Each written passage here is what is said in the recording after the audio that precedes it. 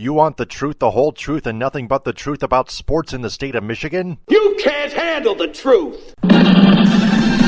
Well, we're giving you the Michigan Sports Truth Podcast on Stables Media, the show that provides research and statistics about all the Detroit and Michigan sports teams, whether fans like it or not, and detects, exposes, and reveals actual and hidden facts and truth that the mainstream media doesn't want you to know. No junk, no entertainment, no homerism, no slappiness, no coddling, no pop culture, no conspiracy theories, no opinions, no shilling, and no fluff. Head over to our website, the Michigan Sports Truth Podcast.com. Follow us on Twitter, Periscope, and Instagram at Michigan_Truth, and like and share our verified Facebook page, the Michigan Sports Truth Podcast. Also listen to us on Spreaker, CastBox, iHeartRadio, Google Podcast, Apple Podcast via iTunes, and Spotify, and like Stables Media on Facebook.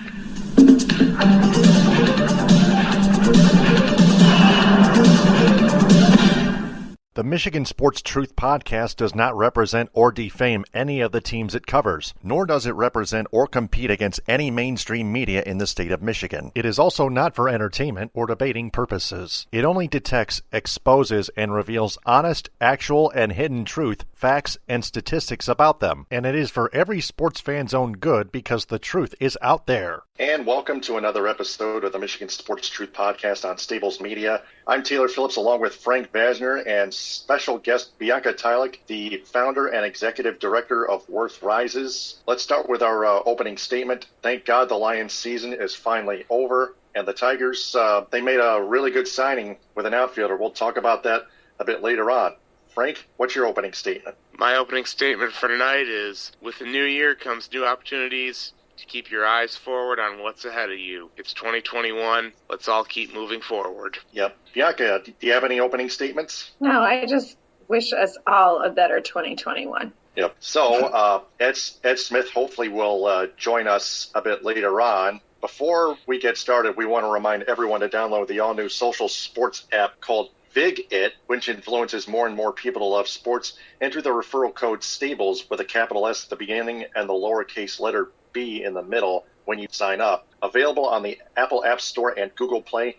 Download the VigIt app and sign up with a referral code STABLES for Stables Media. We got a lot to talk about. Pistons playing right now. They're getting smashed right now by the Milwaukee Bucks, 82-56. Giannis Antetokounmpo with 18 points for Milwaukee. Jeremy Grant, 14 points. He continues to lead the scoring for Detroit, Frank. Yeah, Jeremy Grant's definitely been probably the brightest spot for the Pistons this year. And I know some people are a little bit surprised that they were able to land him, but you know what? I think he can at least give people something to look forward to when they tune into games, and who knows if he's going to be part of the long-term plans down the road and part of Troy Weaver's plans in the future. Yep. And Pistons finally got their one win, 96-93 over the Boston Celtics last Friday. Jeremy Grant, 24 points, and then he led in scoring again in the 122-120 loss to the Boston Celtics in the second game of the home doubleheader at Little Caesars Arena. Tatum with a game-winning shot. The way I saw that one, Blake Griffin was very, very slow on his jump trying to keep up with Tatum, and Tatum broke away from Blake Griffin, allowing himself to get wide open and easily hit that game-winning shot when it was tied at 120 going into that Boston Celtics possession.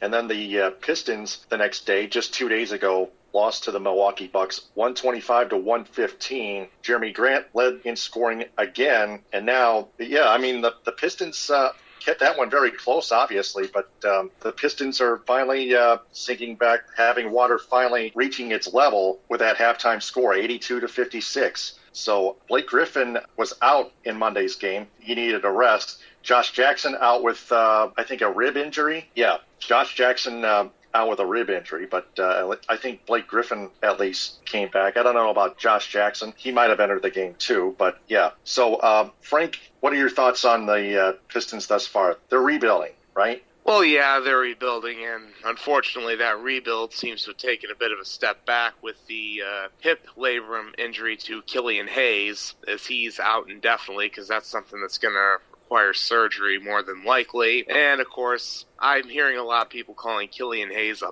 bust already. The guy suffered a pretty bad injury. That's not his fault that it happened. It was just a freak accident. So, to everyone calling Killian Hayes a bust, stop. The guy got hurt. Let him recover and let him come back.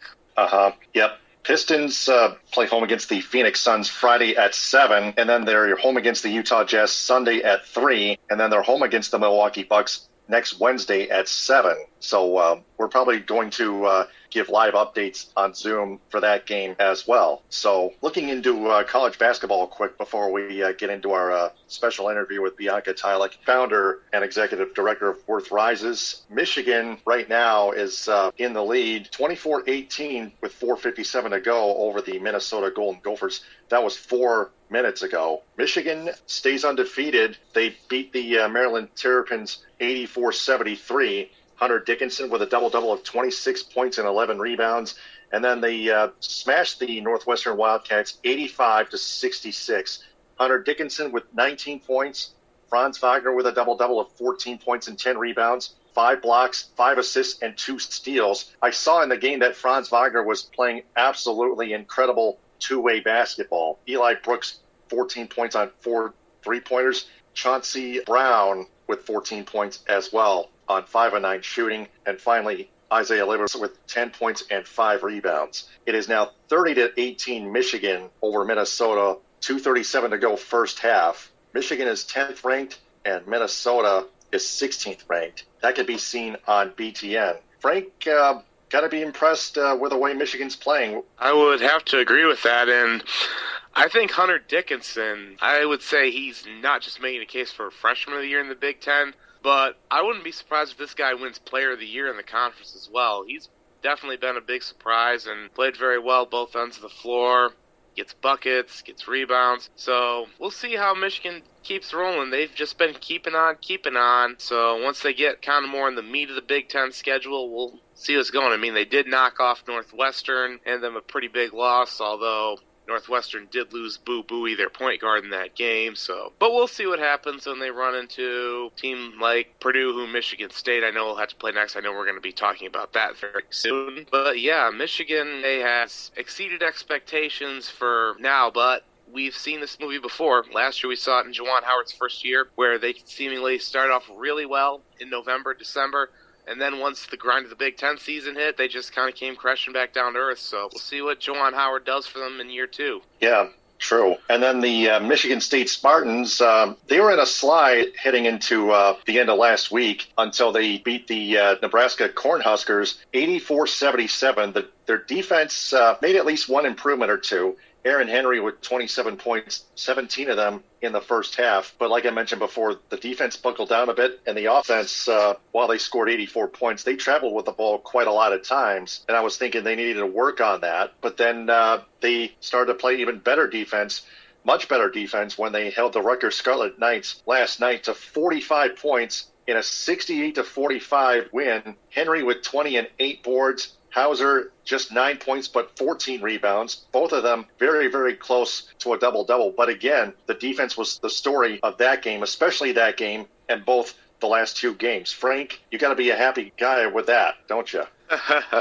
Well, not just since I'm a Michigan State fan, but also since I'm a disciple of a defensive-minded high school coach, and I began to wonder, was my longtime mentor, Mark Hubbard, up there running his famous shell drill with the Spartans? But I know he wasn't, but I just couldn't help but wonder that as a fan. But yeah, I mean, they finally decided to buckle down, play defense, and do all the smart things, because defense takes a lot of effort. I mean, they were cutting seams, they were contesting shots, they checked out on defense, you get guys that take charges, just do all the things that you need to do to play great defense, and it showed. Obviously, Aaron Henry showing why he's the best player on the team. Joey Hauser, great night rebounding the ball, even though he didn't score a lot. And I think as the season goes on, you're going to start seeing more of Mady Sissoko possibly playing at center with Hauser in the lineup. I think that's probably going to make Michigan State better defensively. But Taylor, we do need to make mention that Tom Izzo did make a change in his lineup and put in freshman A.J. Hogard at the point, and it's actually paid dividends. I mean, he didn't score a ton against Nebraska, but he took care of the ball. He was a facilitator with the assists. I think he's really their best option at point guard going forward because, look, Foster Loyer, he's not going to be able to play a ton of minutes there. I mean, just go in for a couple of spurts here and there, and Rocket Watts is better suited playing the two. So I think maybe Izzo's finally realized, okay, another slump, allow me to make some changes, and back to playing Michigan State basketball the way it should be. Yeah, definitely. And Foster Loyer, like you mentioned, not going to get very many minutes. What did you say the other point guard was again? Forgot. A.J. Hogard. He's a freshman. Where's number 11? I believe he's from Pennsylvania. Yeah. Yeah. I mean, he wasn't playing a ton at the beginning of the season, but I think he's starting. I think Izzo's realized, you know what, this is my best option running the point from here on out. So let's go with it. Yep. 32-26. Michigan leads Minnesota at halftime. This just came up as an update. Michigan was supposed to play at Penn State Saturday at 2:15, but that got postponed due to COVID because Penn State was dealing with some COVID issues and still is. But Michigan's next game, as far as we're concerned, they're going to tip off at Crisler Center Tuesday at 7 on ESPN against the Wisconsin Badgers. That should be a good one, Frank. Michigan State, they're home against Purdue. Well, it's going to be an interesting game. Yes, yeah. Sorry, you were. And I think Purdue's going to be a pretty big challenge for Michigan State as well. I mean, yeah, we did see them take care of a ranked Rutgers squad, but Rutgers is basically a team that runs a lot of 4-out, 1-in sets and doesn't have a very aggressive big man. Purdue is a much different animal with Travion Williams, so whoever Izzo decides to throw it in, whether it be Thomas Kithier, Joey Hauser, even Madi Sissoko, they're going to have their hands full defending him. And also, Purdue's got some pretty long guards as well that give Michigan State problems. I know it's not going to be at down in West Lafayette at Mackey Arena, which has been a house of horrors. But, you know, you got to show what you can do against anybody. And even in a year where there are no fans and you don't have everybody screaming at you, so we'll see what happens. And as I was saying about Michigan, that Wisconsin game I think is going to be pretty interesting because I mentioned Hunter Dickinson, but Wisconsin's got some big guys who can knock down shots. Nate Roy versus somebody who comes to mind immediately. We'll see how that one goes, and also watch out for Demetric Trice, their point guard, as well. So that's my thoughts. All right. So the Purdue game at MSU will be tipping off Friday at 7 on FS1. And then I just got word from Ed Smith. He will be joining in a second. That's good news. And then Michigan State next Thursday. Michigan State's going to be off until next Thursday at 9 on FS1 when they visit the Iowa Hawkeyes. So, yeah, Michigan State's going to get a lot of rest, but they'll be put to the test, especially their defense against these Iowa Hawkeyes on the road. Iowa City's usually a tough place to play, especially for those Spartans. So, Frank, your thoughts on that? Yeah, it is. It is a tough place to play, but I think the biggest challenge they're going to have is trying to match up against Iowa's Luka Garza, who everybody and their brother was saying was going to win the Big Ten Player of the Year before the season started. And, of course, the guy, all he does is get buckets. So Tom Izzo's going to have his big guys ready to play some championship-caliber defense. Mm-hmm. Pistons and Bucks, third quarter about to start. Bucks leading again 82-56. So, Ed Smith will be joining us shortly. Let's go ahead and bring in Bianca Tylek, the founder and executive director of Worth Rises. Bianca, great to have you on our show tonight. This is about the advertisement, If Black Lives Matter, What Are You Doing About Detroit Pistons owner Tom Gores? Now, we're aware that Tom Gores, the owner of the Detroit Pistons, owns a prison telecom facility called Securus Technologies that charge more than 15 minutes for a 15-minute phone call, such as $25 for a 15-minute phone call, which makes it a scam, as we've noticed on Twitter. And even Pistons Twitter was aggravated by that once they've heard about it. Now, we've talked about this for the past couple weeks right here on our show. We know this is all troubling, and we know how you feel about this, Bianca, this whole situation. Gores is asking for more time and patience to change the system. How much more time do you think it would be? Or do you think he's just letting you and the other people down, especially the Pistons fans everywhere? Yeah, great question, Taylor. So thank you so much for having me on the show. Nice to meet you all, and nice to see your audience. So yeah, I think you hit it all spot on. I mean, I think the reality is the question is Tom really being genuine when he says he needs more time? And our evaluation is no. The reality is that we first asked for these reforms, though the world is maybe hearing about them for the first time because we took that New York Times ad. That's not where we started. That's not where the conversation started. And in fact, we actually first asked for these changes to the company nearly 2 years ago. And for 2 years, we were having discussions and we were meeting with his staff and his team and Tom himself. And consistently, they were promising one meeting after another progress, and we never really saw that progress. And so, we are where we are, and Tom is going to ask the public for more time simply because the public wasn't part of those conversations. But we can reassure you that he doesn't need more time. This is time to stall. This is time to delay. This is time to find more ways to find more PR and figure out how to get out from under this in the public lens than it is to actually make any change. So, he's run out of time is the bottom line. When we first asked for him to make changes from in the company and to divest from the company, it was March of 2019. We gave him a 20-month runway. We asked him to divest from the company by the end of 2020. And as you know, we're 6 days into 2021. Yeah, this is January 6, 2021, a start of a new year. Everybody's been complaining about 2020, and Ed Smith just joined us. Ed Smith, welcome. Bianca, filling in on what you just talked about. I asked how much more time Bianca think it would be, or does she think he's just letting us and the other people down? So Bianca, go right ahead. Yeah, as I was saying, I mean, I think that the reality, without repeating too much of everything I said, is that he's out of time. We issued him demands and asked him to change the company in March of 2019. He made, we had months and months and months, years in fact, of conversation that amounted to little of anything. So he doesn't need more time. He had plenty of time. He had nearly 2 years worth of time. He is simply delaying, and he's continuing to delay, and he's, I think, letting, as you said, Pistons fans down, those that, are exposed to his companies and the team.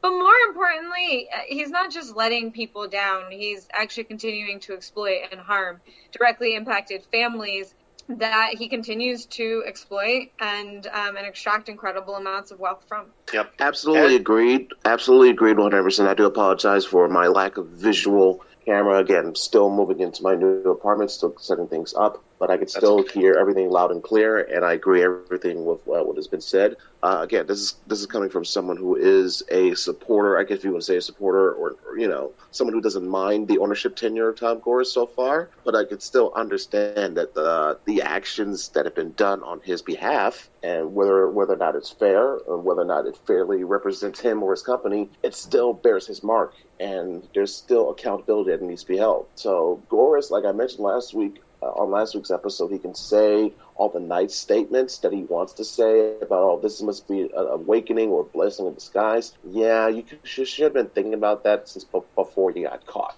I wish this attitude was more brazen and more on display without you being exposed, essentially. So, I think that's, I was going to say, I think that's spot on. I mean, I think the reality is that there's a few things you're seeing in sort of his reactions, right? He's saying things like that he was hurt by the ad we took out. And I think that's quite a remarkable statement for, a billionaire worth $6 billion to talk about how he was hurt by an ad because he too has family. He's, making sure that he's separating so many families who can't afford to be in touch, right? Like, we don't have a lot of space for the sympathy of tears coming from shame for doing things that you shouldn't be doing, right? When he talks about it's a blessing to own a prison telecom company because it gives him an opportunity to be a change agent, I think in many ways he's kind of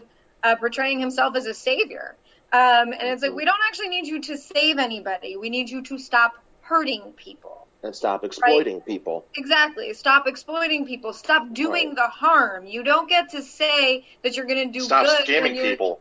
Stop scamming people. Stop doing all of these things. I mean, there are many things that the company that he owns gets routinely fined for, sued for. Not even isn't just unethical capitalist practices, but it is actually many times illegal practices that are routinely taking advantage of people. And so, we don't have a lot of space for this narrative where he's going to save the community. He's not here to save our community. He's not here to save families. He's not here to save Black and brown families.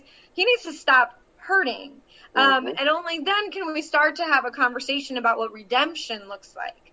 And I think that every person is owed redemption and all those things, and we need to have that space in our heart, but you have to be accountable. You need to take responsibility, and you need to stop creating the harm that you are creating. So, I think that this is a lot of lip service paid to avoid and try to thwart different, pressures that are coming on him. And, I think in many ways he's trying to lie to the NBA. And one of the things that, we keep trying to raise is, prior to bringing this fight to the NBA, we brought this fight to the LACMA. So you might be familiar, but the Los Angeles County Museum of Art, one of the more prestigious museums of art in our country, he sat on the board of that museum until October. When we did the same thing that we're doing here at the NBA, we asked the board of LACMA to force him to resign, and he did. He was forcibly resigned from the board of LACMA in 29 days. The LACMA saw through the lies that he tried to offer them, and said they weren't coming to bat for him. And we hope that the NBA has that same. Well, Bianca, since you mentioned, she kind of mentioned that you hope the NBA has this similar moment.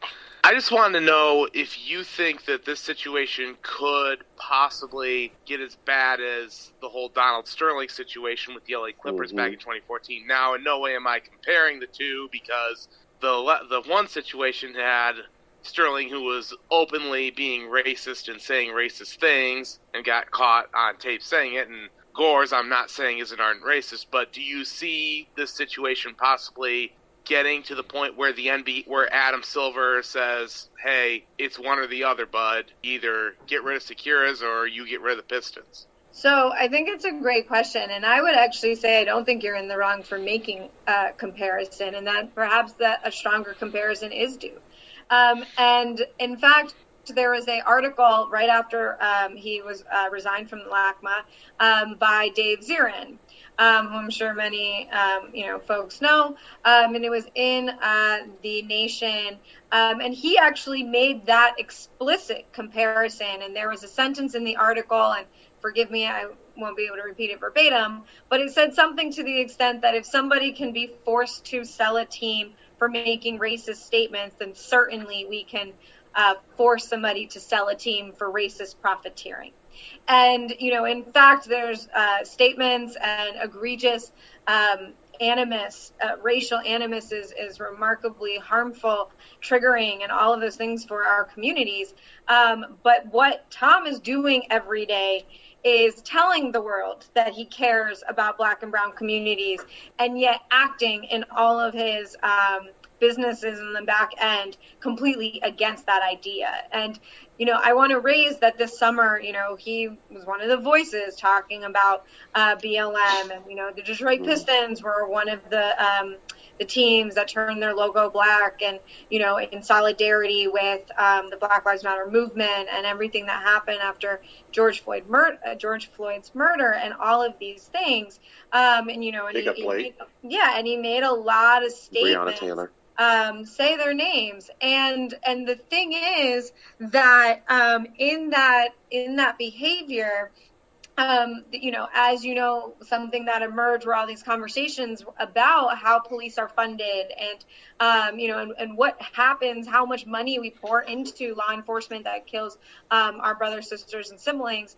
And what people don't know is that not only is Tom Gores profiting from racist policing and criminal legal policies, which, needs to be named, because the reality is there's a reason that we talk about this as an issue that affects Black and brown communities, and it is because these racist policies and policing has led to the disproportionate incarceration of people of color. And so when you exploit that particular system and all of the ways that it embodies racism, then it's hard to say you're doing much different. And the thing that is important, as I was saying, is that it's not just about exploiting that system, that in fact, out of the $700 million that this company that he owns earns every year based on the backs of people who are incarcerated and their families, hundreds of millions of those dollars are actually then funneled back into prisons, jails, and police. So he is, in fact, one of the largest funders of police that isn't government-based, isn't legislative budgets in the country. Exactly. Wow. You don't necessarily need a smoking gun or tape or a document of you saying or writing down the N-word to still be willfully aware that you're still taking advantage of and exploiting, a community that does not have the privileges or the customs that you are just into having, period. Absolutely. Yeah. And I think, and it's funny, today all day, and I'm sure you guys have seen some of the stuff happening on the news, right? And watching what's happening at the Capitol building. And it is, I know for so many of us, it is like burning on the inside. And not, I think your political framework aside, has nothing to do with that. I think what is really burning for so many people, particularly in, I think, Black and brown communities, is that we know that we would have never gotten that close to the building. Absolutely not. And so it doesn't even, right. And so you don't have to go out screaming, racial epithets to watch racism so blatantly in your face. There's a reason it's called systemic, because there's many ways and many customs you can still take advantage of and exploit a people. Exactly. It's called systemic for a reason. There's many, many variables that, quite frankly, we don't have much time to fully deep dive into. But yes, Bianca, you are absolutely spot on with that comparison. Is something that me and my mother have a conversation about daily and acknowledge of, absolutely. Yeah. My next question, Gores said this would be a situation where he would make a difference and that maybe it's a blessing. We all know that's not, neither of those are even true. What does he not understand in terms of what he's been doing in the past? Yeah, so this is, this feeds into this, it's funny. You have to, I've spent obviously a tremendous amount of time, both around Tom and his team and dealing with this issue and really scrutinizing every last statement that they've ever put out about this, more than probably anybody else. Lucky me. But one of the things to note is that for a long time, they tried to claim that they weren't aware of the ethical, mishaps and flaws of this particular business. And then they went into actually saying in multiple meetings in front of investors, we heard them say that they were acutely aware of those ethical flaws. And now we're hearing this narrative that it's a blessing, to be able to be a change agent that we didn't realize we had to be. And they're reverting back to this notion that they didn't know. Well, let me just tell you something. Nobody makes a $1.6 billion investment when you don't know what you're buying, right? When you don't know what the business is, that's not how that happens, right? And in fact, if it is, then your investor should be very concerned. If you're, spending their money, billions of their dollars, without looking into the business that you are buying. I think secondly, so knowing that he does in fact know that business, it's important to know that all of the ethical flaws of this business are precisely what made it an attractive investment opportunity, right? And that his private equity firm is not a charitable organization. He didn't buy this company because he wanted to do something good for society. He bought this company to make money. That is what his private equity firm does. In fact, that's what he's responsible and must do by his fiduciary duty. So there is no reality. There is no real world in which he's like, I bought this. I either didn't know what I was buying, or, now I really wanted to do good things, and this just came off wrong. And on top of all of that, two other quick notes that often aren't acknowledged or people don't know are, one, that his brother actually owned the largest competitor of the company that he bought, the other largest prison telecom company, in the early 2000s for a number of years. So this isn't just the first time he's heard about this business. He actually has family members who were also invested in this business, in recent history. So it is a business he's very familiar with. And lastly, when he talks about this idea of making change and making reform, if you recognize these ethical failures, if you claim this is what you wanted to do, you wanted this to be a better business, then that should have been the first thing you did when you bought it. When you bought it in 2017, he bought it for $1.6 billion, as I noted. We're now in 2021. And in 2021, he's asking for patience. In 2021, he's asking for grace 4 years after he bought the company. Because what he didn't do when he bought the company was make reform. What he did do is actually try to buy the third largest player in the field. He embarked on another deal where he tried to buy a second prison telecom company so that he could make his company bigger. So he wasn't looking to reform that business. He was looking to expose more families, more people to the predatory nature of that business. And it was, in fact, at that time that we contested that acquisition and the merger of those two companies at the Federal Communications Commission, and we won.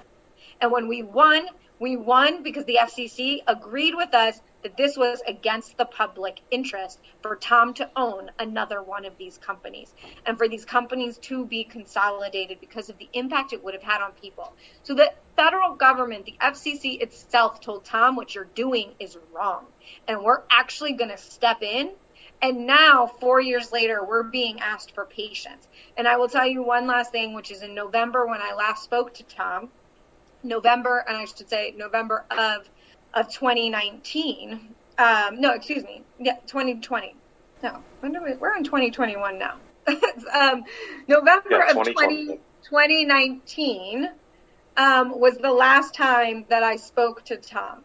And in November of 2019, he committed to meeting with families at that time. And at that time, he asked me for patience. This is a talking point. This is not truth. And what he said to me specifically and precisely is he said, Bianca, progress needs patience. It is a phrase I'll never forget because my response to him in that moment was, Tom, patience needs progress. And it's a lot easier to ask for patience when you have $6 billion versus when you can't pay your light bill. Right. And we were asking that question the same way Jeff Moss of the Detroit Sports Rag asked about Chris Ilitch, the owner of the Tigers, with his rebuild. What progress is he talking about? And what progress is Tom Gores talking about? Like what kind, Bianca? Yeah, it's so true. It's like, what exactly are you talking about? So let me be clear. In March of 2019, we actually gave Tom a letter and we listed out for him 2 pages worth of bullet points of changes, of operational reforms that he could make to that company. Now, if it was up to us, evaporate the company, bankrupt it, and sew it up. But we made a real effort to offer salient and real reforms that could be made to that business to improve the lives of people. And that was in March of 2019. And for months and months and months, we talked about those reforms. And we heard them say, we're making progress. And there was no progress. There was nothing that happened. And for the first time in 2020, they actually did lower some rates. But let me be clear. In 2018, Securus, out of the 250 most expensive contracts in the country, Securus had 225 of them, okay? So we are talking about, on average, it having 40% higher rates than its next largest competitor. Okay? Jeez. And so that was the kind of business we were talking about. And what he actually went and did, the type of reform that he's talking about that they actually accomplished in 2020, was addressing the 50 most expensive contracts out of hundreds of contracts that they have. The 50 most expensive contracts, all of which they were charging over $1 a minute, up to, as you said earlier, Taylor, $25 for a simple 15-minute phone call. And you know what their reform looks like? It looked like going from $25 for a 15-minute phone call to $15 for a 15-minute phone call. And that's what Tom wants applause for. Like, right. Ooh, you deserve kudos and a pat on the back for a mere $10 discount. Bravo. On a 15-minute phone call that still costs $15. Like that, I mean, in what world are we living in, right? Where that's the case. We're all right now on a call together that's free, right? Mm. Like, what are we actually talking about in this day and age? And again, that only affected 50 jails. You know how many jails there are in this country? Roughly 3,000. Okay? And Securus owns 40% of the market. So what you're talking about is all a little too late. Right? Too little, too late. It's not enough. It's not even remotely what activists and families need in this moment. And he's asking for patience for what? To do that? Yeah, I mean, he asked for patience last week, and it's been long enough already, like too long. And he's been trying to fix that $25 per 15-minute call thing by reducing the price back to $15, except without giving anyone any refunds at all. At the very least, you've swindled them enough of their money as is. But that's the least you can do. Come on, Tom, you're worth that at least. All those bucos of billions of dollars that you're worth and that you personally own, and you still, I'm sure, have and with all your other investments, still have ways to line your pockets and make gain on profits and such. You sure you couldn't spare a bone and do this? Like, come on. Like I said, I like Tom Gores, but still, this is far and beyond disappointing with his actions, his words, his awareness, or should I say, lack of awareness. This whole thing just comes off as tone deaf. Very tone deaf. It's so tone deaf, and one of the things that I really encouraged Tom and his team at some point was you have to stop looking at this as a PR issue and start looking at it as an ethical issue. As a humane issue. Exactly, because the reality is they have been looking at this from the start, since we started to pipe up, since we started to ask them to make changes, since we started to expose their predatory practices. They have been addressing this as a PR issue. How do we get in front of it? How do we create the right narrative? They got crisis managers involved, and how do they give, the right talking points to make Tom seem like, the good guy in this situation? And the reality is the business speaks for itself. I don't go around calling Tom names. I don't need to, right? I think the reality is that everything that he does speaks for itself. And the more he mumbles out in the public about how hurt he is, or how this is a blessing, or how he's going to save us from this predatory industry that he owns 40% of, the more I think harm he does to himself. And at the end of the day, I mean, I think, Ed, to your point of saying, you're not opposed to his ownership and you like Tom, here's how I feel. I'm not interested in making Tom a monster. Right. In fact, there was a journalist one time who we were working, I was contributing to a piece, and sort of said that to me, said, well, I don't know if you're going to be happy if I don't make Tom a monster. And I said, I have no interest in making Tom or anybody a monster. In fact, I wouldn't be able to do the work that I do, working in criminal justice, if I truly believed people were monsters. I believe everybody, should be granted redemption, an opportunity for redemption, but you don't get that prematurely. You don't get that before you stop doing the harm, as we said at the beginning, before you restore, repair, and actually that is sincere, and you get out of that practice, right? And that is when we are more than willing to offer Tom the redemption, should he earn it. And it should be, it would be like a simple practice, right? It would be a simple deed, a simple task of, if you want to talk about PR, how much better PR would think it would give you by just simply announcing, listen, I am ashamed of my actions and my role in participating, contributing to this. Therefore, I'm abolishing, dissolving, however you want to call it. I'm ending this right here and now to prove, okay, it's time to take that real first step into making this better. That's how you do things. That's how you make it a blessing. 100%. And, and I think we have said time and time again, we're not here and we're not interested in giving, Tom a life sentence. We're here and actually having this conversation, getting somewhere. And in fact, we are interested in changing the industry. We've actually changed the industry more in the last 2 years than Tom has, in positive ways, and that is by passing legislation that has made phone calls free in multiple cities now, by advancing legislation at the state level in multiple states that would make phone calls free, and advancing legislation that would regulate the cost of calls. We have done a tremendous amount of the work that has improved the visibility and the regulation of the industry, none of which was contributed to or proactive by Tom. And in fact, last year, or rather I should say in 2019, we're now in 2020, I'm still getting used to the 2021, I'm still getting used to us being in a new year. But in 2019, Securus actually lobbied against our bills.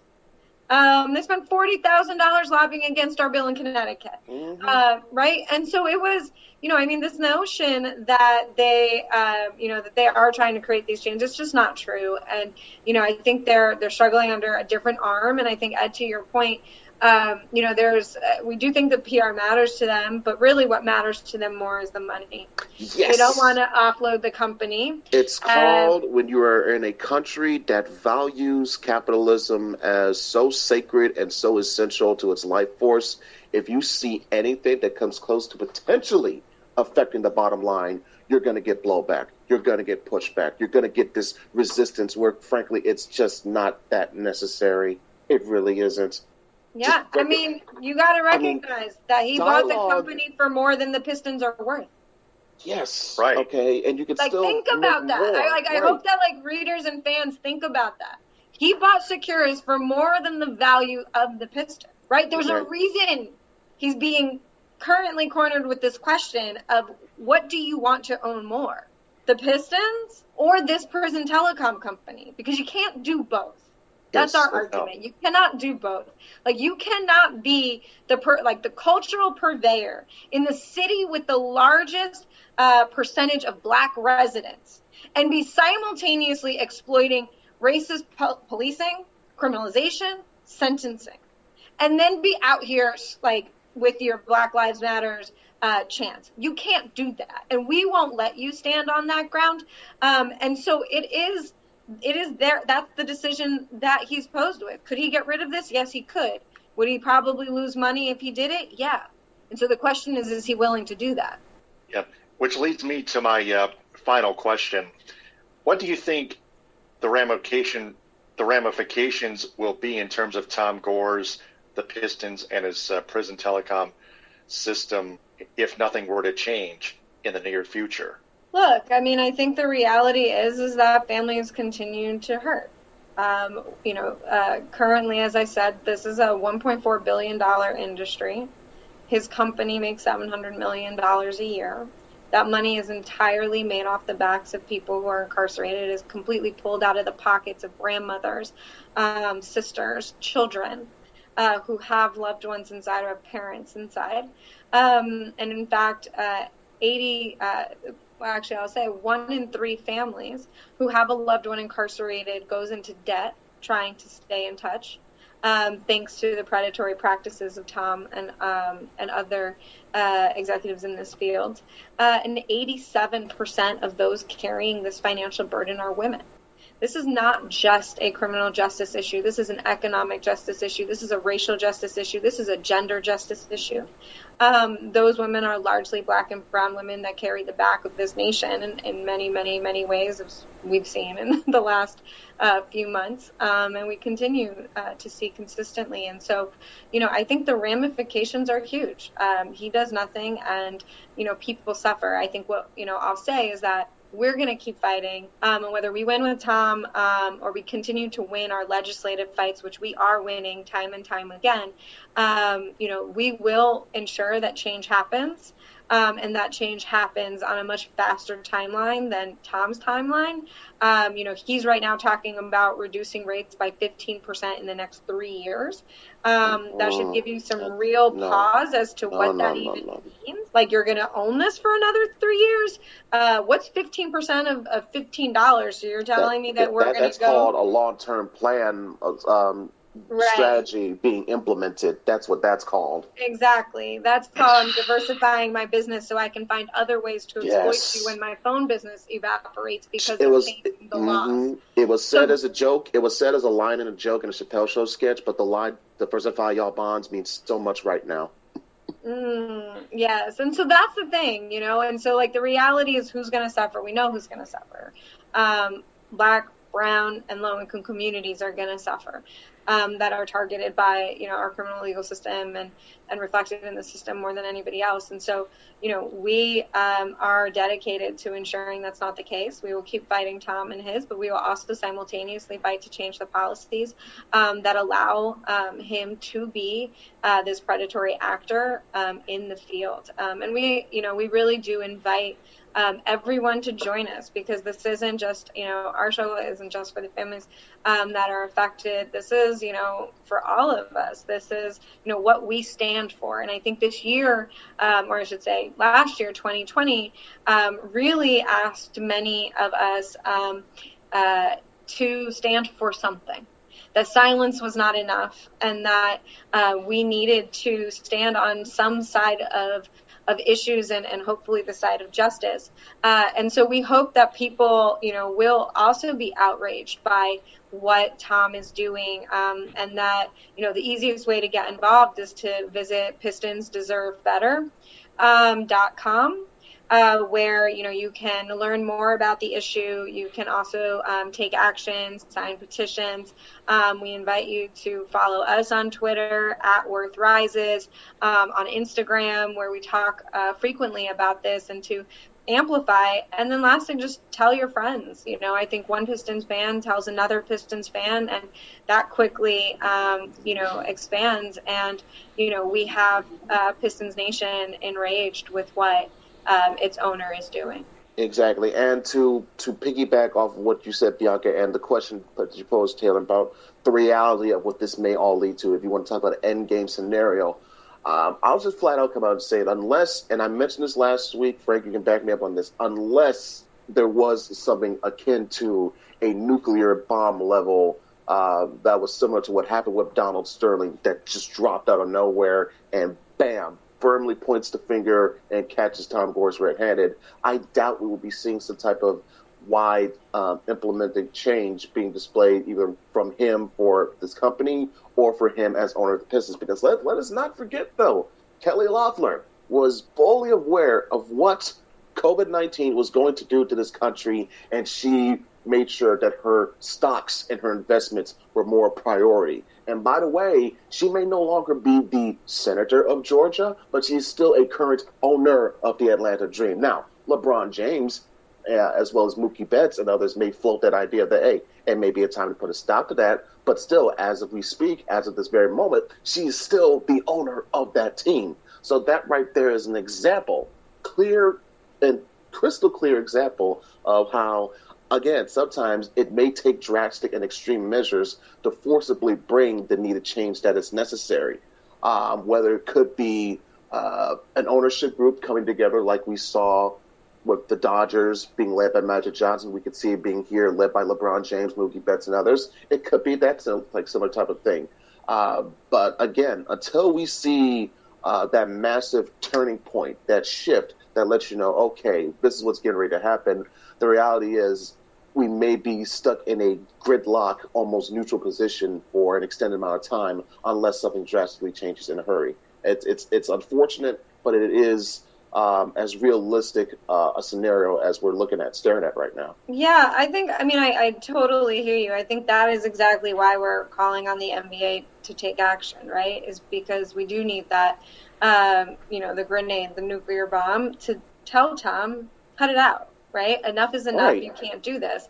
And so when people ask, why so loud? Why so bold? We're like, because we tried the other route. We did. Mm-hmm. We had those conversations and it didn't pan out. And the reality is that he only acts when essentially under duress, under pressure, under, extreme sort of forces that are demanding that he do so. And I think, I love the Loeffler example because what was really powerful about all that is what her team did, right? Mm-hmm. When it boldly stood up, rightfully so. And I think, just amazing kudos to the women of the WNBA who have been such loud voices, unashamed, unabashed, courageous throughout, the last year in sort of raising some of those issues, and maybe part of the reason she's no longer a senator, right? So there are things that happen and your actions have consequences, and there are people who can hold you accountable. And,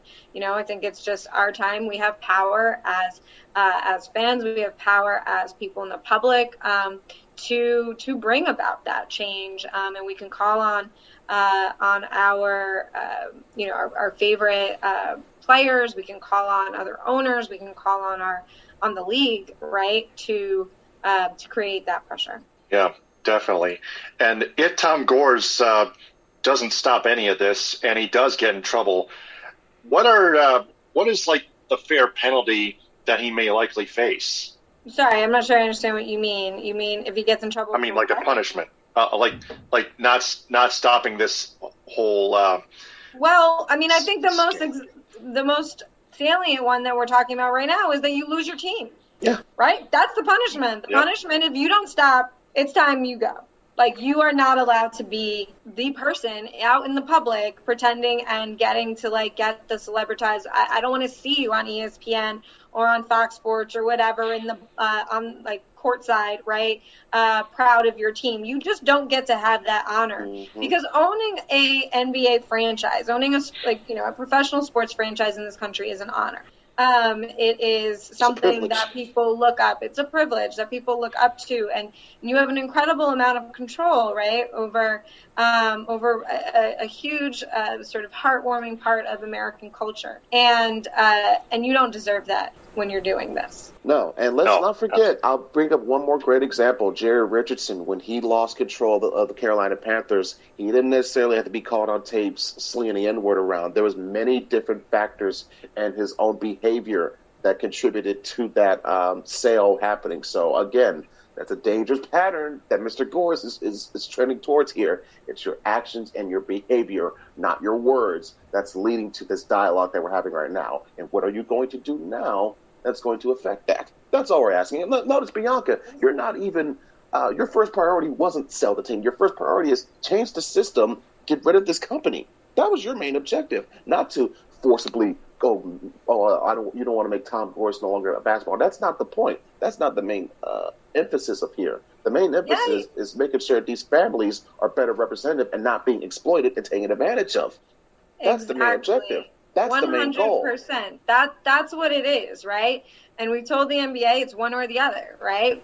Like, if he wants to sell Secures, great. Keep the Pistons. Everybody can be happy. I would say not everybody, I think, appears to be happy, as we've learned with his ownership. But if I think for those who are, I think it's fine. I think the reality is, and you're just spot on. We made some really valiant efforts over the course of 2 years, over 2 years, to both stop some of his predatory practices, to engage in conversation with him, to try to get him to change some of those practices, to get him to sell off that team. We had major pensions that blocked investments in his firm because of his ownership of this. Time and time again, people in big, powerful positions like the LACMA, like pension boards, have agreed with us.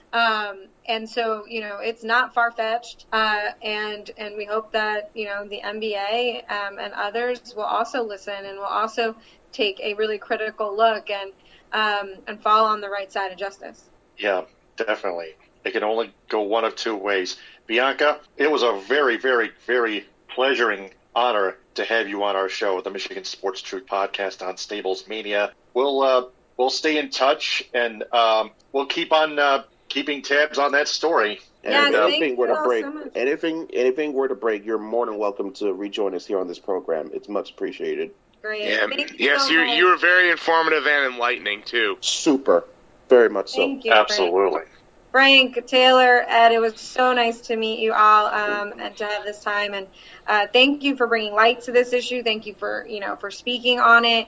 It's an important thing for us to, continue to inform people of the truth and of what is really happening. And with knowledge comes power. So we hope folks will act. You guys have a wonderful evening. You too. Yes, Please definitely. be Same to safe you. as possible and enjoy your Happy New Year. Thank you. You too. Keep wearing that mask. Will do. Absolutely. Take care. Yep, thanks. All right. So, Bianca Tylek, ladies and gentlemen. So, Ed, since you were out for the first, 10 or 20 minutes, just 10 minutes, but we were talking about the Pistons on the court plus the Spartans and Wolverines. What are your thoughts on the Spartans' improvement on defense and the Wolverines staying undefeated and the Pistons just finding their water level still? Well, in case of MSU, it was needed. I think Tom Izzo is not the Hall of Famer that he is unless there's moments like this, moments of trepidation where, okay, he recognizes this is a scenario where the team is going through a funk. What is this? What does he have to do to get him out of it? It's simple, but yet it's complex at the same time. Now, whether it be changing a scheme, making a key substitution, whatever the case may be, that adjustment worked at the very least against Nebraska. We can at least acknowledge that. But I think it may be still the cases out there as to whether or not this will have any long-term future success in regards to knowing, oh, yeah, by the way, you're about to go through a real gauntlet of your Big Ten schedule, and that's even before you get to Michigan. Speaking of the Wolverines, very much impressed with their ability to remain undefeated. Like I said before, they're a three-headed monster. They're Cerberus of Franz, of Dickinson, and of Livers. Even if one is having an off night, you can still rely on the other two. Dickinson had another monster night as well in his game last week. Correct me if I'm wrong. The opponent name is floating away from me at the moment, but still. They played Northwestern on Sunday. Thank you very much, Frank. His efforts on the boards in the paint against Northwestern was extremely key and essential to getting that victory. And like I said, for years after seeing Michigan just being that team on the other side of things, getting bullied at the paint, having no big body presence, I guess you could say since Mitch McGarry onto, say, John Teskey and now here with Dickinson, we have seen that narrative slowly fade and vanish, which is a good thing. But it's also important to note that between the job that Juwan Howard has done taking over from John Beilein, and by the way, condolences to Juwan Howard going through this game in spite of the fact that his mentor recently passed away even before the game had started, which is kind of emotional. We know Juwan is an emotional guy. So having that weigh heavily on his mind, yet still having the wherewithal to coach the team, says a lot about his character, number one, and says about his ability to connect to his team and how much those players believe in him. So that goes without saying. And they keep this up, that to me, they're going to be my pick to make a real deep run for the Final Four, potentially. For the Pistons on the court, as we transition to pros, the tank is still on, is what I would say. They're competitive enough to where it's not looking as blatant, as obvious as what we saw with the Sixers as they were going through the process. But it's obvious that they know, listen, this is a team that's nowhere near ready to contend right now. This is essentially, minus a couple bits and pieces, the same team that got swept in the playoffs a couple of years back. So I would rather go through the process of, you're going to be in this spot, but build toward a better future, as opposed to being that team in limbo. Like, oh, we may miss the playoffs, we may make it back. AFC gets curb stomped in the first round. Bye-bye. Knowing that the injury to Killian Hayes, it does hurt in a way because it stumps his development, but I'm not ready to give up on a kid like this. We literally just got here due to certain situations that are out of his control. He didn't have the proper setup, as in summer league games or proper camp, if you want to call it, to get himself adjusted to this. So I'm not going to bail on him the way, Pistons fans. It's funny because I saw a tweet that sums it up. Pistons fans say, we were too wrong to give up on guys like Spencer Dinwiddie and Chris Middleton. And then the next bird turned around and said, oh, this kid's a bust. Killian, what are we going to do? And he's going to do nothing. Killian Hayes? Yeah, Killian Hayes. Yeah, we're saying, oh, he's going to do nothing. So I'd still say hold the phone on that because there's promise and potential in this young man. As for what this affects to the team temporarily, it's tough because their point guard depth or lack thereof was nowhere near adjusted as it should have been.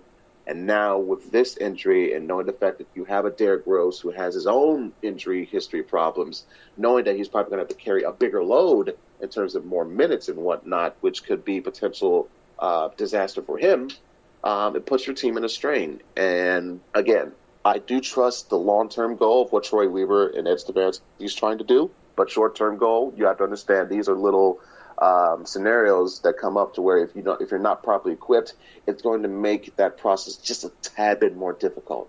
So again, I'm not gonna go down the hatchet or just go oh my goodness, this is absolutely terrible. Like, no, this is a realistic scenario of what a team would look like if you're starting a full-blown rebuild. Yes, there's going to be bumps and bruises, and with your rosters currently constructed as is, if you take a vital injury to a certain spot, it's going to make things much more difficult. But that's where we're at right now. But for the Pistons, and again, they're not contending. They're not going to be for a while, and that's fine. Well, Ed, one question I did want to ask you since you were on with us. Actually, a couple. First one, you mentioned Juwan Howard's mentor passing away. You wouldn't be having to mention Paul Westphal, would you? Because I know he passed away recently. Not Paul Westphal. Condolences to him and his family as well. I was talking about someone else whose name also escapes me at the moment. Okay. But my other one was I had mentioned that Hunter Dickinson isn't just making a case for best freshman in the Big Ten, but he might very well win Player of the Year. Do you buy or sell on that? Are we talking Big Ten Player of the Year? Yes, Big Ten Player of the Year. I don't know because, again, he may have some competition for that in regards to his own teammates, number one. And also, number two, by the way, the mentor I was referring to was Donnie Kirksey.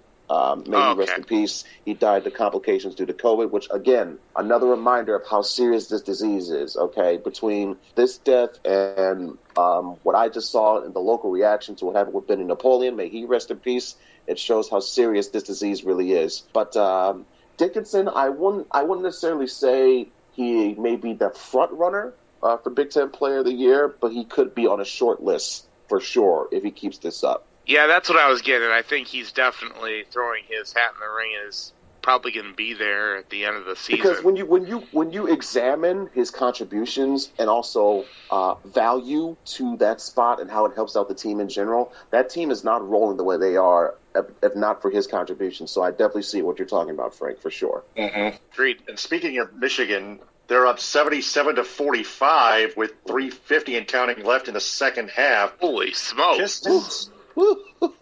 Yes. Man, Michigan just keeps on rolling. Minnesota just keeps on falling apart tonight. And this was considered a potential tough game for the Wolverines, and they're just curb stomping them right now. Yeah, but it's looking easier than we thought, pending the score. I was telling you last week, this team meant business. They were not happy that their season got cut short last year. They're very PO'd right now, and they want to make a point on that. Yep, that's why you said it was cold, hard truth, and you had a point there. The Bucks lead the Pistons 124-105 in the second of the doubleheader in Fiserv Forum in Milwaukee, Wisconsin. 2:57 left in the fourth. Yeah, this game's over with, pretty much. Yeah, you can put the nail on that one. Yeah, definitely. So I believe the Pistons are going to fall to 1-7, I believe. Is that the correct exact record? Yeah. Yes, Okay. their lone win being against the Celtics the other night, which is a good win, by the way, because you need moments like that to install and build confidence in your team, first and foremost, to say, hey, we have the ability, we have the players, we're professional, grown athletes, we get paid money to play basketball, just like the other team. You know, we put our shoes on and put our uniform just the same way they do, and that type of effort and determination can lead to moments in games where, hey, this is the Boston Celtics team where some people are thinking, hey, they got a good shot of winning the Eastern Conference. You beat the team like that on any given game, any given night, it shows to what you could potentially build with your young core. Mm-hmm. Definitely. And speaking of Michigan, their football team is expected to agree with head coach Jim Harbaugh on a contract extension through 2026. I know they fired Don Brown, but Jim Harbaugh, a contract extension for that long? 5 years. Nobody agreed. 5 years. I understand that more than likely this is going to head to an extension anyway, because at the moment, who are you going to hire or get that's going to replace him and give you the quality that you have been getting for the past few years up to this year, or this past season, I should say. And if you want to say that, with the track record that he had built upon, you can easily point out and say, 2020 was a wash, COVID, blah, blah, blah, blah, blah. But still, there were still some underlying issues that contributed greatly to the fact that, hey, Don Brown got whacked, okay? And if this was any other lesser head coach, Harbaugh, for sure, you can bet your bottom dollar he would have been whacked too. His head would be on a pike right next to Don Brown's as we speak. So the fact that it's a 5-year extension, it just doesn't sit right with me. I would have bought it if it was a 3-year type of deal. You know what I mean?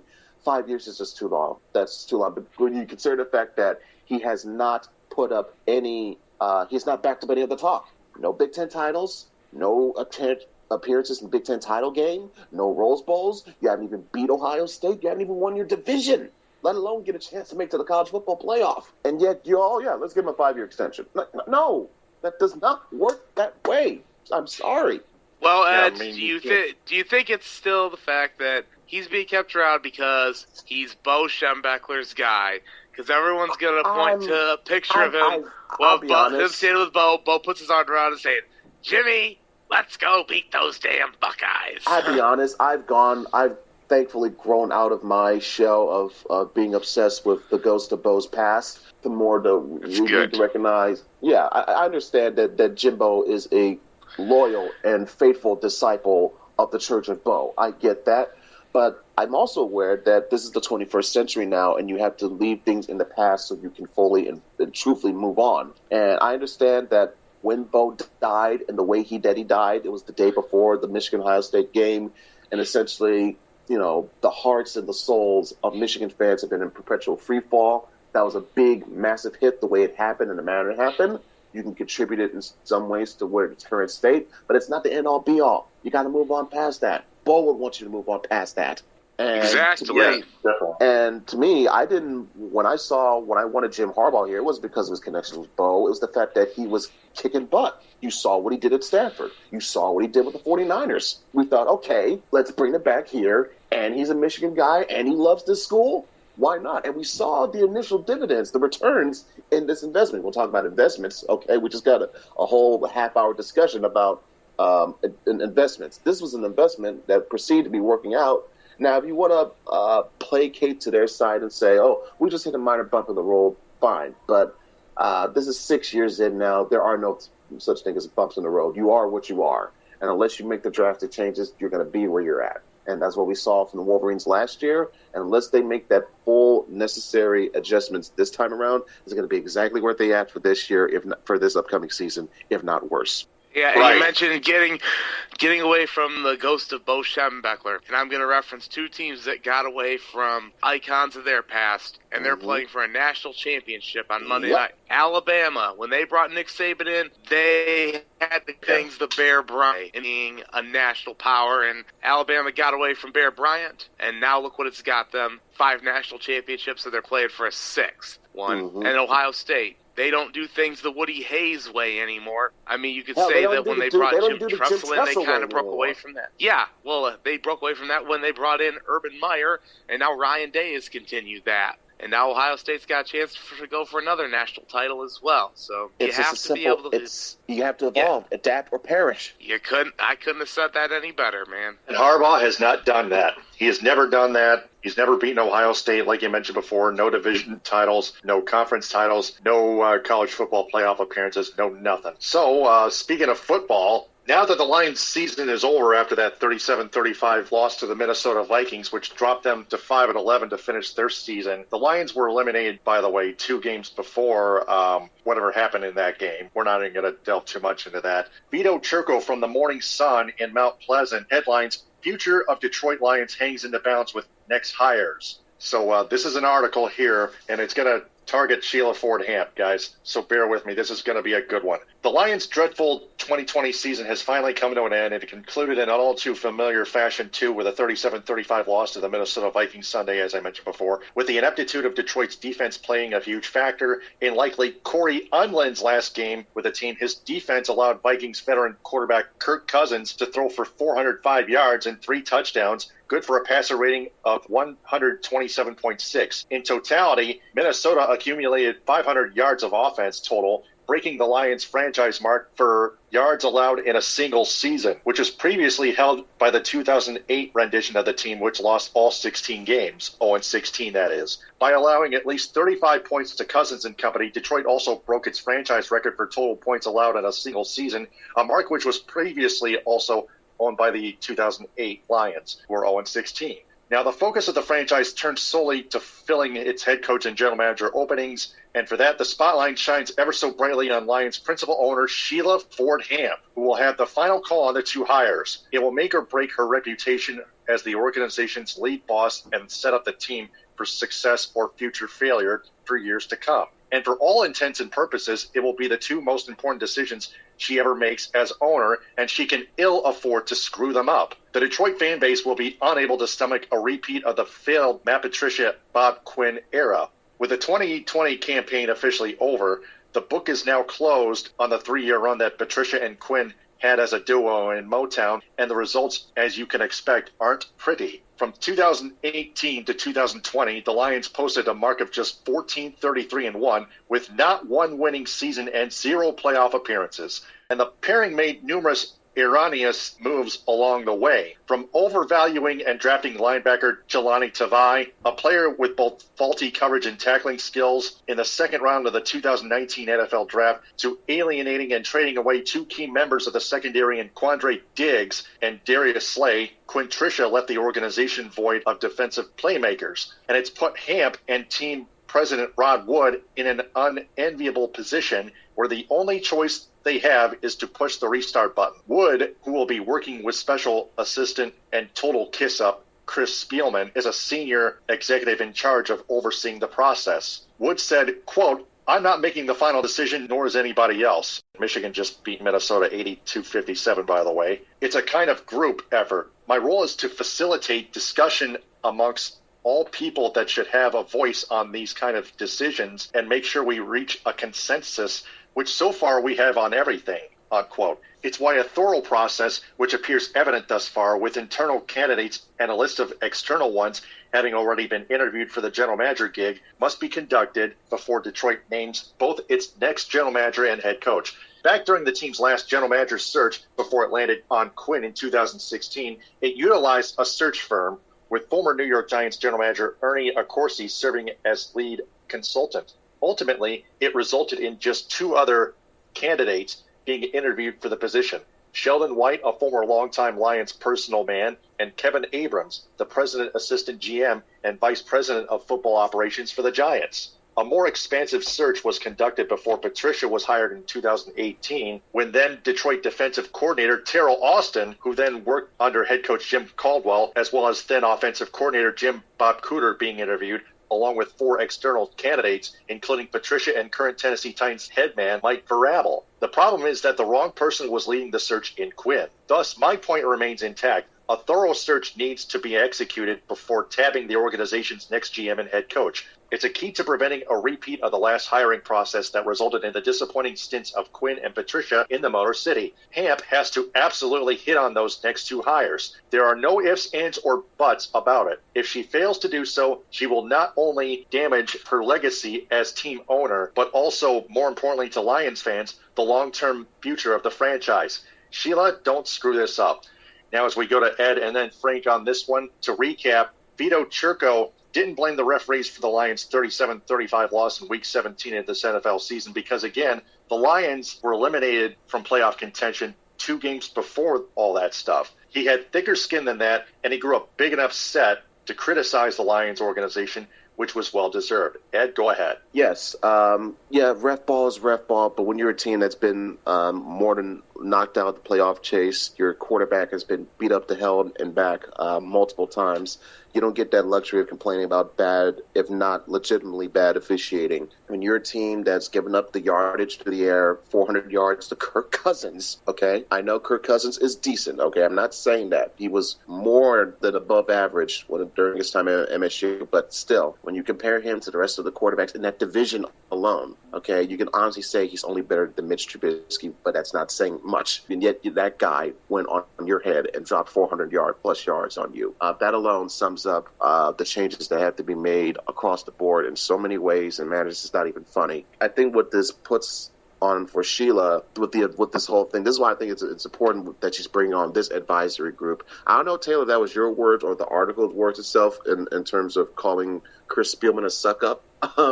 I would have to respectfully that was my disagree. words. I would have to respectfully disagree with that momentarily, briefly off topic on that, because I think, like I said, paying attention to Spielman's work and his analysts and how he calls games, particularly him calling Lions games, he's always told it like it down is. the middle. He doesn't sugarcoat, as far as I can tell, with his analysis, which is badly needed and must be heard, especially with this advisory group. I think it's something that has needed to be heard and said and told for a long time. So I think having Spiels in that role is a massive improvement already. That being said, I do agree it still hampers on Sheila to make this role and get it right with this GM and head coach, because they're going to be connected to each other one way or the other with this tandem, just the way Quinn and Patricia were.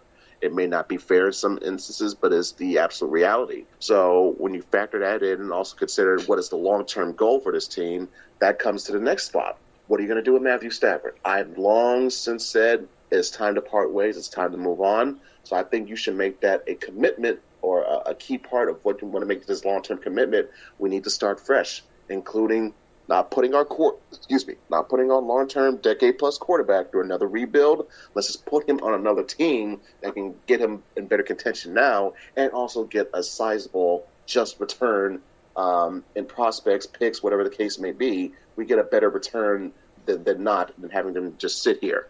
So there's that aspect. As to who it could be and what identity you want to go, they tried a defensive route with a supposed defensive genius. It did not work. Obviously, we know who was the real brains behind the defense in New England. It goes without saying. But I think more so, it may speaks to how finding defensive coaches in this day and age of the NFL, finding a Dick LeBeau or finding a Rex Ryan type of mind, it's like finding a needle in a haystack. And as it goes to for this search of who these candidates that they're looking up, there are some I like, there's some I do not like. We'll get to that in the 5 questions, hopefully. But it's still up in the air because we got to see who's going to be the high. I think it's more essential to see what Sheila does in terms of hiring the GM. That should be the primary goal first. Because if you hire the GM, you get a good sense of what you want for the head coach. That's just my thought. That's my thought process on that. I'm sure you guys may have a different analysis, which I wouldn't mind hearing, but that's how I feel about that. Yep. Frank, Ed's calling on you to give your analysis, so go ahead. Well, my whole take on this is, why are they not interviewing GM candidates before they talk to head coaching candidates? Again, I guess that's just me talking because I'm old school. I believe you got to have a GM first before you have a head coach.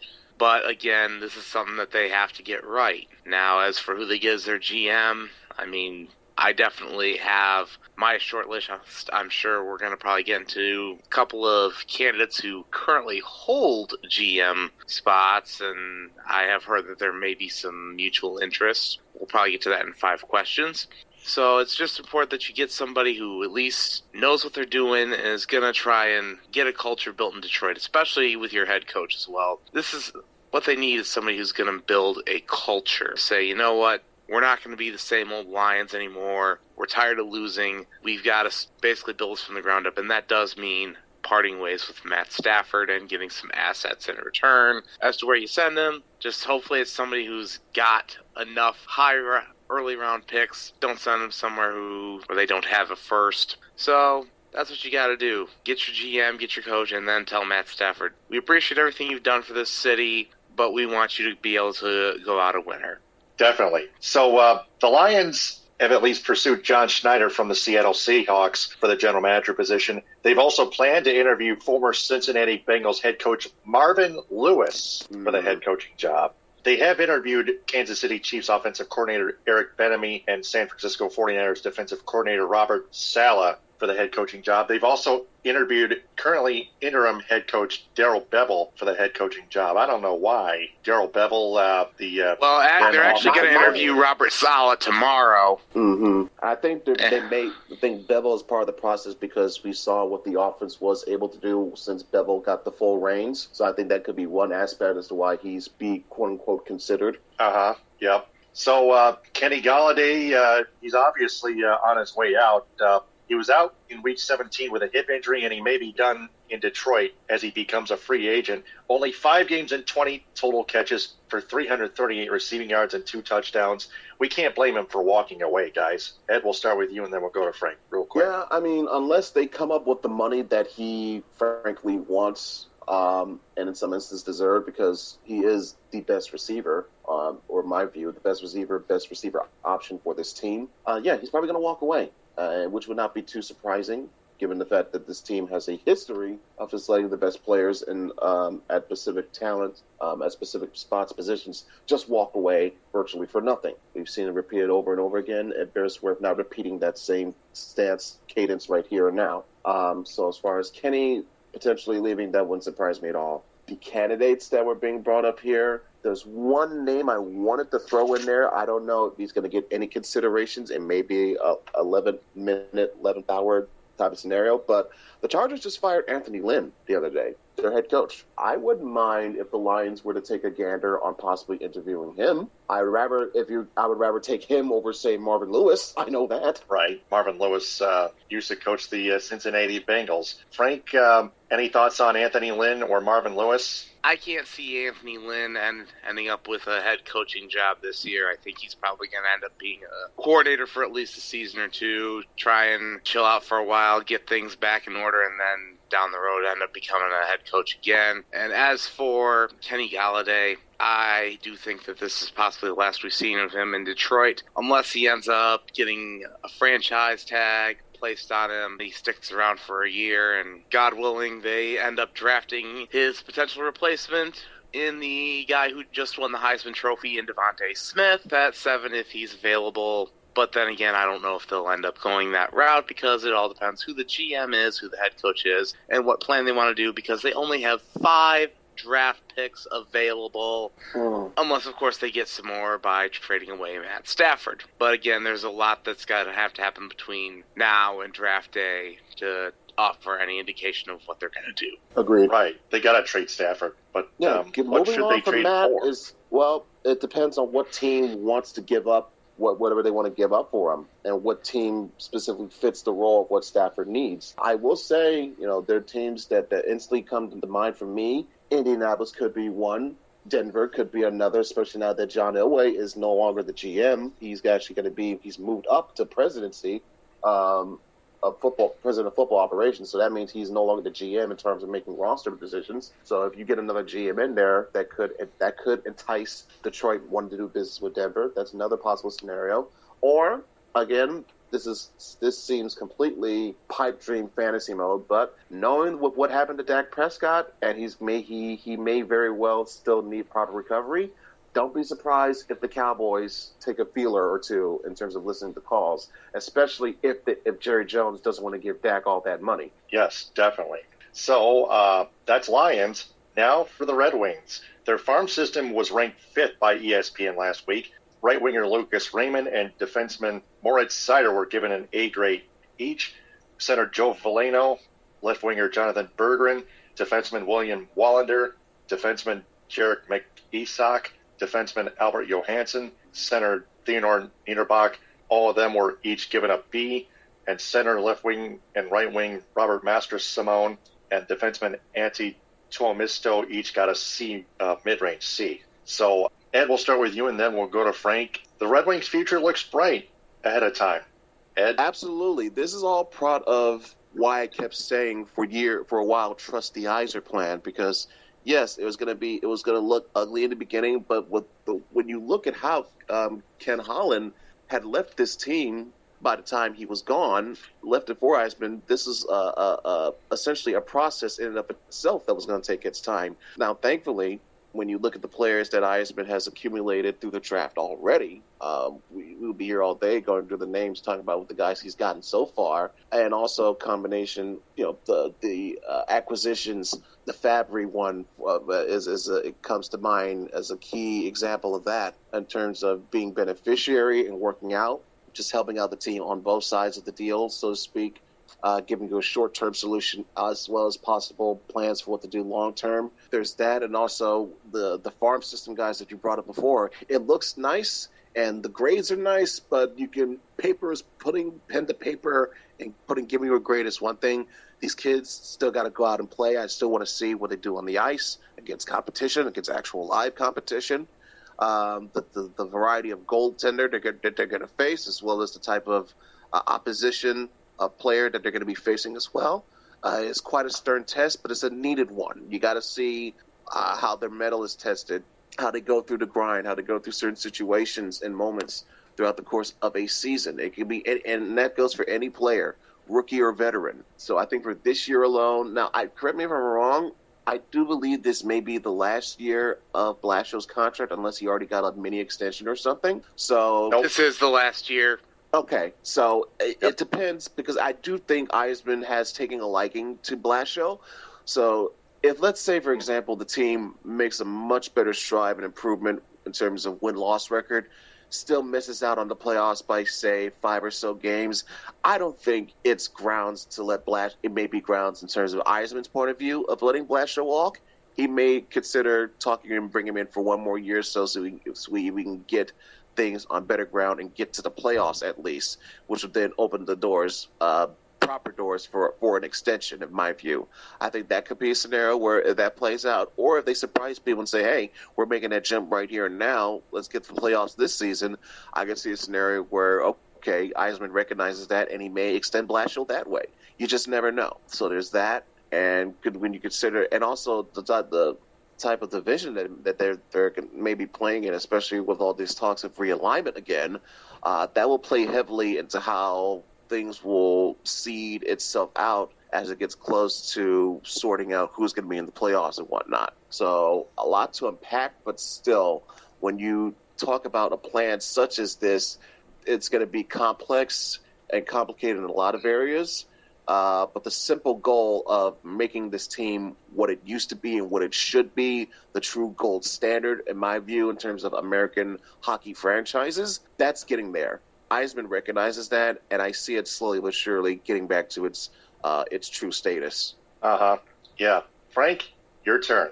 Well, one name that I'm surprised wasn't mentioned on that list was Elmer Soderblom, who had actually been playing well for Sweden at World Juniors before they suffered a stunning loss to Finland in the quarterfinals. But anyway, all that aside, we're seeing results of the Yzer plan slowly start to come through. We see it with the guys who are highly regarded as the top prospects in the NHL. Lucas Raymond comes in at number 5 overall. Moritz Seider's also up in the top 10 as well. It's stuff that's going to take time. It's a process. It's not going to happen overnight. And we're seeing other results of that Yzer plan working. We saw it in off-season free agency as well. Guys who Steve brought in were no more than 2-year deals and wasn't a ton of money. Basically, guys say, hey, you know what? Come in, give you a 1-year prove-it deal. We'll see what you can do, and who knows, you may get flipped at the deadline for assets in return. Steve's doing this the right way, and it's going to take time. Now, as for Jeff Blashill, I have been on the fire Blashill bus, or more so driving it, but I do accept that he had absolutely nothing to work with last year. Well, now he's got a much better roster to work with, and if it's seeing the same results as last year, then yeah, I could fully see where Steve says, hey, I got you a better roster, you're not doing any better, adios. But if they do get to the point where they're challenging for a playoff spot late in the season and come within 10 points of the last spot in the East, I could see Blatchel being brought back, but I'm having a hard time seeing them get to that close of a ceiling. I truly don't think he's coming back. He's very well going to be a lame duck unless drastic changes happen and things really look a lot better. Yeah. Same way I look at it. So, one last team to cover before we get to 5 questions. The Tigers have signed Oakland Athletics outfielder Robbie Grossman to a 2-year, $10 million contract, which was, I believe, yesterday, wasn't it? Yeah. So, let's do the What's Your Grade segment on Robbie Grossman. Frank, what's your grade on Robbie Grossman? I'm just going to go ahead and give this a C. I know the guy's got high on-base percentage, but as an outfielder, and his defense has not been that good, especially if he's going to be in a fairly cavernous outfield like Comerica Park. So I just see this more of a depth signing. I mean, yeah, he'll be able to get on base and help guys get RBIs, but defensively, I'm really not that sold on him, so I'm just going to give it a C. I'll do a C- because I think the only reason mainly he was brought on is because his connection to A.J. Hinch. He played at Houston a couple years back when Hinch was the manager, so I think that goes around. It's like when Gardenhire brought in a couple of his guys. It's something that you see played out throughout whenever there's a new regime or a new managerial hire in baseball. If there's a familiarity, if there's a guys available in free agency or whatever that has a familiarity with the new hire, more often than not, he's going to bring his guys over. And that's just what we're seeing here. So I doubt he's going to make that much of a massive impact because, as Frank mentioned, his defense leaves a lot to be desired, especially when you're going to be playing in a park such as Comerica. So for that, I'm giving that a C-. I'll go with C- as well. So that's Tigers, and now we go to the 5 questions segment. Question number 1. What do we expect Lions principal owner Sheila Fordham to do this upcoming offseason? Ed, we'll start with you, and then we'll go to Frank. Ed, what's your answer to question number 1? My expectation is you move on from Matthew Stafford. You make a sensible hire first with your general manager. You don't do the head coach first. Dude, that's just my view. That's my opinion. That's Frank's opinion, obviously, as well, as we heard him pontificate on that earlier. But I think it makes a lot of logical sense in my view. So I would say make a reasonable. And that's why you have your advisory group, by the way, if you want to call it council, whatever you want to call it, that's why these people are there. So I expect Sheila to make the move at GM, then leading to the coach, and then from that on, making that decision of what to do with Stafford. I would say move on from Stafford, but it has to be somewhere in that top 3 of what she has to do this offseason for sure. And that is primary. Frank? I would say get a GM hired, because you got to have a GM before a coach. Then you get your coach hired, and then you decide to, and you end up making the decision to move on from Stafford. And I'm just curious to see how much really Chris Spielman has an input in this, because he was brought in for football-related decisions because Rod Wood said, quote, I'm not a football guy. Well, now you do have a football guy in there. So we'll see how this goes with Spielman essentially making a lot of the football decisions. Good point. And the general manager and head coach positions are primary as well. Question number 2. Which Lions head coach nominee is worse, Robert Saleh or Marvin Lewis? Ed, we'll start with you. Yeah, Marvin Lewis. Marvin Lewis, hands down. Basically, he is I guess you could say, an above-average version of Jim Caldwell, and that's not saying much. I know there's more of an unknown factor with Robert Saleh, but I know exactly what the hell I'm getting with Marvin Lewis, and no thank you. Frank?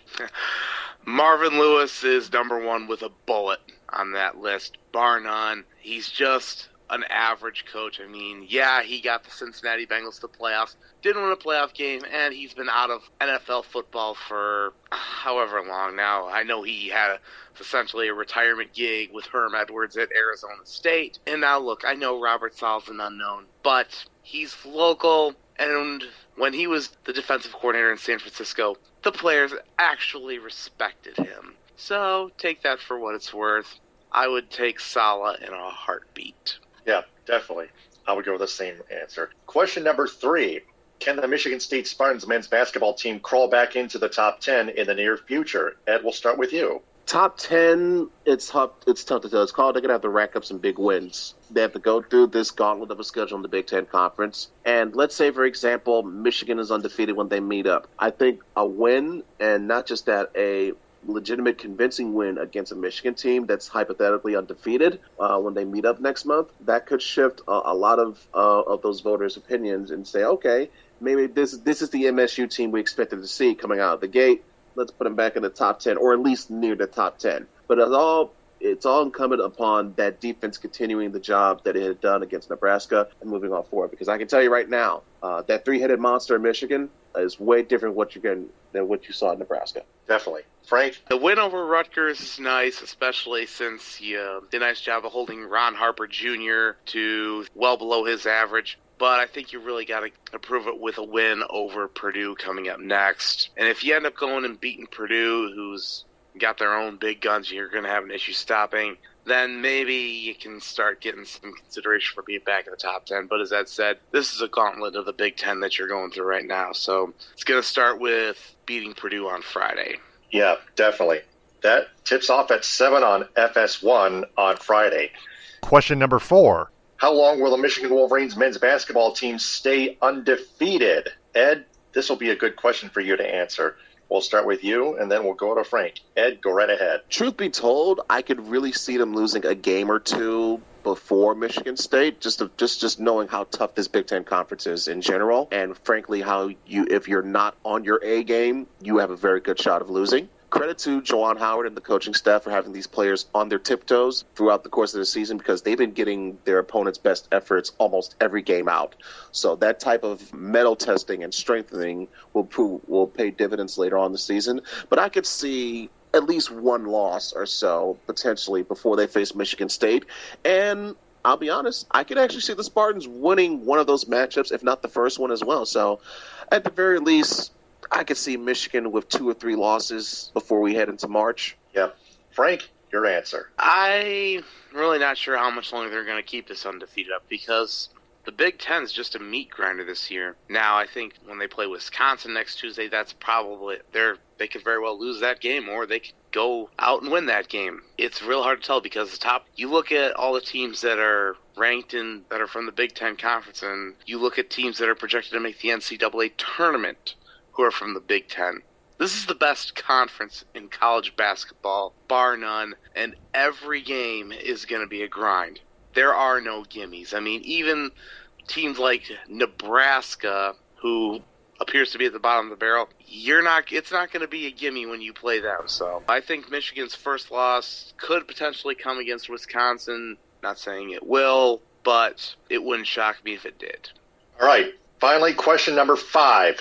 On a scale of 1 to 10, how bad will Michigan football's extension of head coach Jim Harbaugh's contract be to their fans? Ed, we'll start with you. It's an 8, probably a 9, because again, the lack of resume building, the lack of progress that was expected throughout this tenure really shows, and it's playing a big role into the fans' frustrations. I think you have to admit that, at least, but it's understandably so, given the fact that there's all this hype, all this hoopla of Harbaugh's arrival, his return to Michigan and whatnot, and that they were making strides, making gains in the regular season, but when it came down to beating Ohio State, they always fell short. So with that frustration building and building year after year after year, you're seeing more and more of the fan base saying, okay, I don't want to go through another period of this where between the last years of Lloyd and then Rich Rod and then Hoke and now with this, we're supposed to break this cycle of OSU kicking our asses. What happened?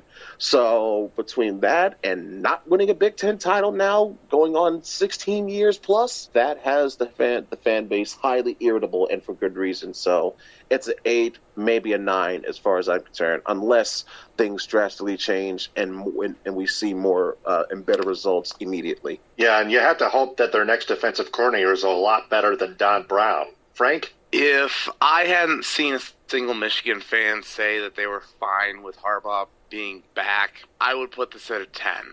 But I'm putting this at a 9 because I still see a few holdouts, whether they may be apologists for Harbaugh or they're just too loyal to the program, what have you. I'm not pointing any fingers, but it's pretty clear that the university doesn't want to make the necessary changes, and also who they bring in as defensive coordinator could have an impact on how the season could go. But then again, I am honestly thinking that this coming season could end up being pretty ugly, because the rest of the Big Ten East is getting a lot tougher, and if you don't evolve, you're going to get left in the dust and die. And I can't emphasize that enough, as it's been said how many times on this very show. And I know Ed even mentioned it earlier tonight. Yeah, definitely. So that is 5 questions, and that's going to wrap it up. Before we go, we want to remind everyone to download the all-new social sports app called VigIt for sports fans that influence more and more people to love sports. Enter the referral code STABLES with a capital S in the beginning and the lowercase b in the middle when you sign up. Available on the Apple App Store and Google Play. Download the VigIt app and sign up with a referral code STABLES for Stables Media. Gentlemen, excellent job as always. Special thanks to the guys at Stables Media for having us on here. And also special thanks to our guest, Bianca Tylek, for being on here. And we'll, of course, keep an eye on this Tom Gores Securus Technologies Pistons thing. As always, all that being said, that concludes another fine episode of the Michigan Sports Truth Podcast on Stables Media. We'll be back next week. For Ed Smith and Frank Vajner, this is Taylor Phillips signing off. Follow me on Twitter, Periscope, and Instagram at DT2Phillips. Follow Ed Smith on Twitter, Periscope, and Instagram at EdSmith313. And follow Frank Vajner on Twitter, Periscope, and Instagram at Frank_Vajner. Thanks very much for listening, downloading, and sharing. And remember, the truth is out there. TTFN, ta-ta for now. Power to the people. Hit them with a high. We rest our case. Stay safe, and Happy New Year. The Michigan Sports Truth Podcast does not represent or defame any of the teams it covers, nor does it represent or compete against any mainstream media in the state of Michigan. It is also not for entertainment or debating purposes. It only detects, exposes, and reveals honest, actual, and hidden truth, facts, and statistics about them. And it is for every sports fan's own good because the truth is out there.